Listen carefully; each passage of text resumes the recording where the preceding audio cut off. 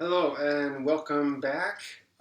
In this episode, I'm going to talk about the standards of units.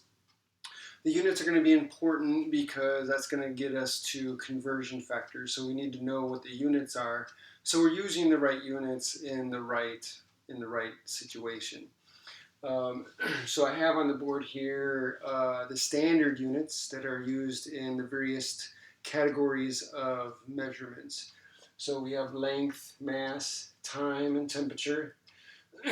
But then we also have amounts of substances, electric current, as well as luminous intensity.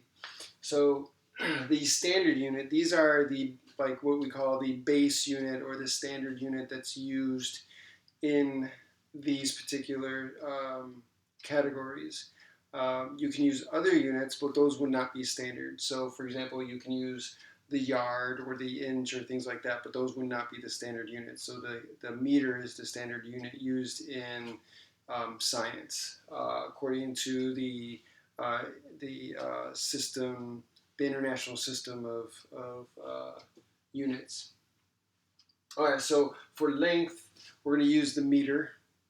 Um, Originally, the meter was defined as um, the 1/10 millionth of the distance from the equator to the North Pole of that line going through Paris. So whatever that distance is, you take 1/10 millionth of it, and that's the meter. But then now they had, I think it was in the 1960s, late 1950s.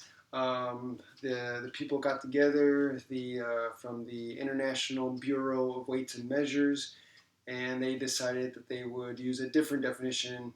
And so instead, now the distance of the meter is based on the distance traveled by light in a vacuum in this many seconds. So 1 over 299,792,458 seconds. So that's a very, very short period of time. So within that period of time, the distance that is traveled by light in a vacuum, that distance is going to be the meter. Okay.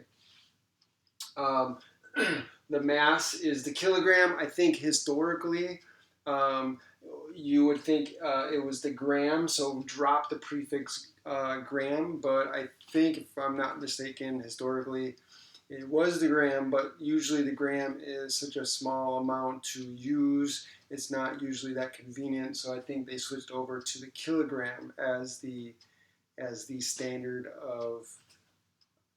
unit of mass. Now, the standard unit of mass as the kilogram, it's kg, small k, little g. For meter, it's a small m, not a capital M, small m.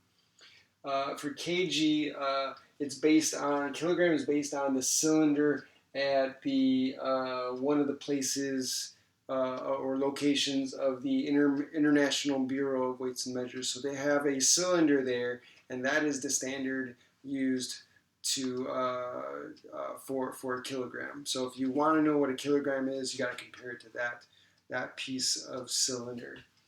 Okay. So time is measured in seconds. Originally, the second was defined in terms of the day and the year and the movement of the sun and that sort of thing. But they got away from that and they decided that they would use as a second is the duration of this many periods of a certain radiation that is emitted from a cesium atom during a particular transition of an electron.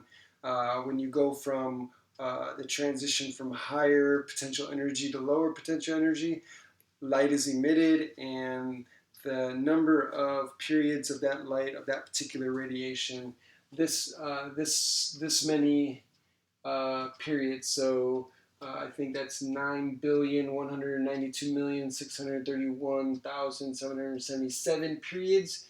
The amount of time it takes for that many periods of that particular radiation is the second. That's the length of time.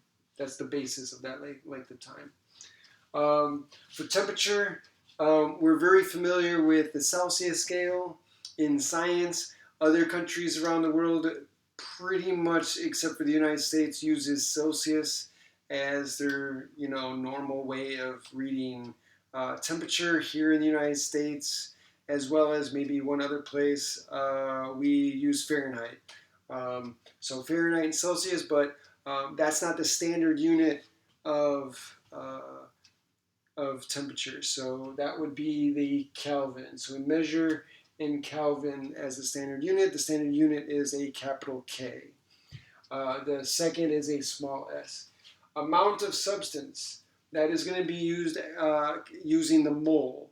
That is very common in chemistry. You're going to be very familiar with the mole later on in chemistry, but that's the standard unit of measuring an amount of substance. Okay. And MOL, small case mol, is the unit or the abbreviation of that unit.